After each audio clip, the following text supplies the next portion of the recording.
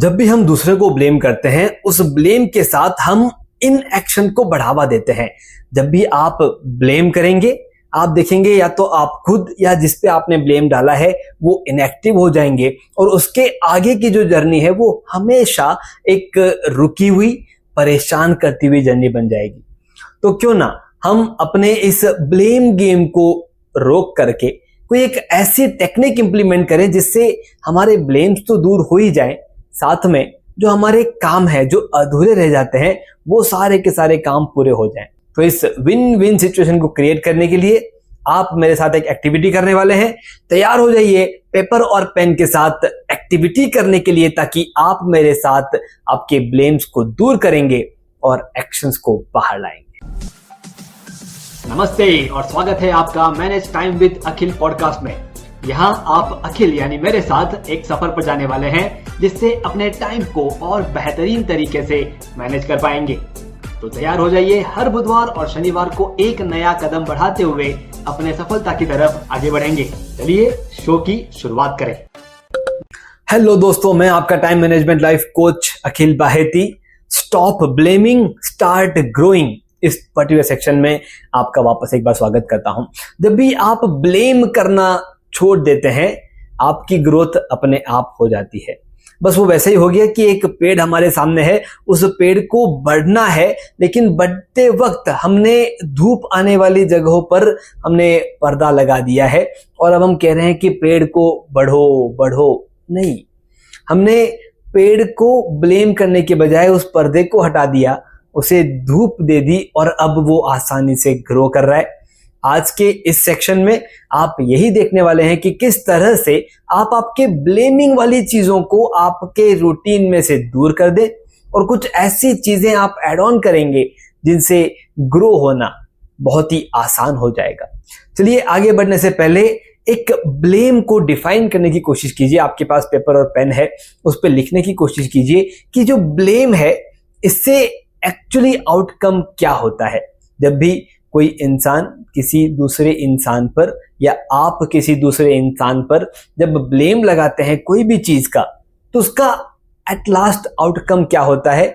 Outcome बहुत simple है, blame is equal to inaction. जैसे ही आप ब्लेम लगा देंगे कि उसकी वजह से ये नहीं हुआ, उसको ये करना चाहिए था, मैंने मेरा काम कर लिया था, उसने फॉलो अप नहीं लिया, जितनी बार भी ब्लेम बाहर निकलेंगे आप देखेंगे उसका रिजल्ट है जीरो, आउटकम है जीरो। तो हमें क्या करना है?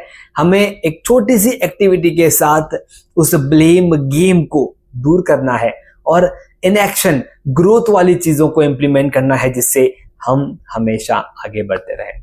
चलिए टास्क नंबर 1 हम लेते हैं। आपके पास 1 मिनट का समय है और उस 1 मिनट में आपको कोई भी एक ऐसा काम जो हाल ही में आपके यहाँ पर हुआ है और उसके अंदर से ब्लेम बाहर निकला कि ये काम पूरा होना था लेकिन ये काम पूरा नहीं हो पाया, किसी इंसान पे ब्लेम लगाया गया, उस एक सिचुएशन को याद कीजिए, सिचुएशन को लिखिए, ताकि जब आप वो सिचुएशन लिखेंगे ना, एक बार आप उसमें एंटर हो जाएंगे और उसमें एंटर होने के बाद उसके अगले स्टेप्स मैं आपको बताने वाला हूं। लेकिन task number 1, right one situation जिसमें ब्लेम बाहर आए थे।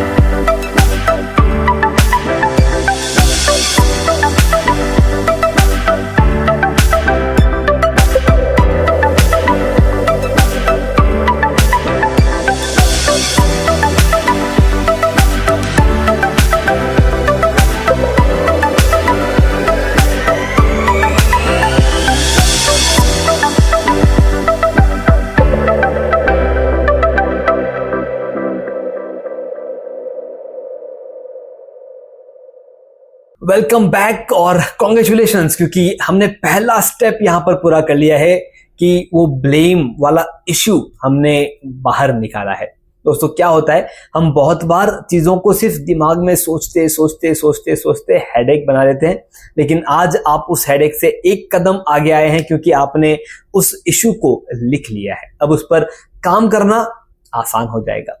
अब मैं आपके सामने 3 सवाल रखने वाला हूं, आपको आपके पेपर पे उन तीनों सवालों का जवाब लिखना है और उन जवाबों के ऊपर हमारा अगला स्टेप होगा। तो जब भी आप किसी ब्लेम वाले इश्यू में अटक जाए, परेशान हो जाए, फिर से एक बार इन तीनों सवालों का जवाब लिखिएगा और फिर देखिए अगर उन तीनों सवालों के जवाब आपको मिल जाते हैं तो आपके लिए उस सिचुएशन से बाहर निकलना, उन सिचुएशंस को वापस रिपीट ना होने देना आसान हो जाएगा। तो आप तैयार हैं? लिखिए क्वेश्चन नंबर 1, क्या मैं इस समस्या के बारे में पहले से अवेयर था? क्या आप पहले से जानते थे कि ये समस्या आ सकती है या इसके पहले आ चुकी है? आपका जवाब है यस और नो। नाउ क्वेश्चन नंबर 2, क्या मैंने एक्सपेक्टेशंस पहले ही क्लियर कर लिए थे? क्या जो भी एक्सपेक्टेशंस थे उस पर्टिकुलर सिचुएशन से आउटकम के, क्या आपने उसे पहले ही क्लियर कर लिए थे कि हाँ ये ऐसा ही होने वाला है? क्या आपने उसे प्री इमेजिन कर लिया था कि यहां पर किसी दूसरे इंसान पर ब्लेम जाने वाला है? यस और नो लिखिए। क्वेश्चन नंबर 3, क्या मैं इसका सॉल्यूशन पहले से डिजाइन कर सकता था? ये जो इश्यू आपने लिखा है, क्या इसका सॉल्यूशन आप इसके पहले डिजाइन कर सकते थे? यस और नो। देखिए दोस्तों, 3 सवाल मैंने आपको पूछे हैं, तीनों सवालों के जवाब यस और नो में आपने लिखे हैं। अगर इसमें से तीनों में से कोई 2 के जवाब ना है, नहीं ये पहले से नहीं था, तो ये एक नया इश्यू है और इस नए इश्यू को नए तरीके से सॉल्व करना है। लेकिन अगर इन तीनों में से कोई भी 2 के जवाब हाँ है, यस है कि हाँ ये मुझे पता था, हाँ ये मैं पहले से एक्सपेक्ट कर रहा था, हाँ ये मैं डिजाइन कर सकता था, अगर 2 के जवाब भी यस है तो इसका मतलब इस पर्टिकुलर सिचुएशन का ब्लेम, रिस्पॉन्सिबिलिटी हमें सबसे पहले खुद पर लेनी होगी। अच्छा, मैं इस सिनेरियो को चेंज कर देता हूं। अब मैं आपको 1 मिनट का समय और दे रहा हूं और उस 1 मिनट में आपको ये लिखना है कि अगर इस पूरे सिचुएशन का ब्लेम आप अपने ऊपर लेते तो वहां पर बातचीत क्या होती, वहां पर अलग सिचुएशन क्या क्रिएट होती, आप क्या अलग करते। दोस्तों 1 मिनट का समय है। ब्लेम आपने खुद के ऊपर लिया होता कि इसमें मेरी ही गलती है, इससे आपने शुरू किया होता सिचुएशन को, तो वहां पर पर्सपेक्टिव क्या निकलता? सोचिए और लिखिए। आपके पास 1 मिनट का समय है।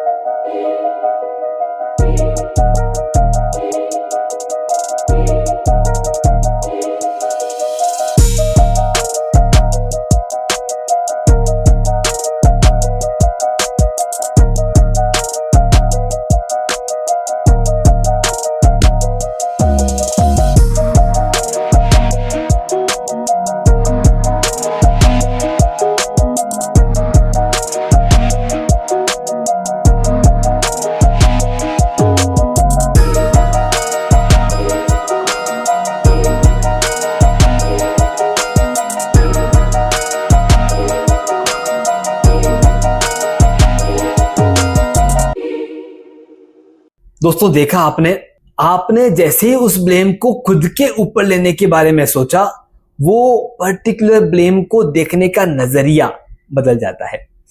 हम जब तक एक दूसरे को ब्लेम देते रहते हैं कि इनकी वजह से नहीं हुआ, उसने ये नहीं किया, बस उस पर्टिकुलर सिचुएशन में ये कहिए कि मुझे ऐसा लगता है कि मुझसे ही एक गलती यहां पर हो गई है। इसके ऊपर हम डिटेल में बाद में डिस्कस करेंगे। उस पर्टिकुलर सिचुएशन पे उस ब्लेम गेम को रोक दीजिए और इसके आगे उस ब्लेम को खुद पर लेने की कोशिश कीजिए। जैसे ही आप उस ब्लेम को खुद पर लेंगे, आपको एक ट्रांसपेरेंट, क्रिस्टल क्लियर सिचुएशन सामने दिख जाएगी कि क्या इसके आगे के सॉल्यूशन होने चाहिए।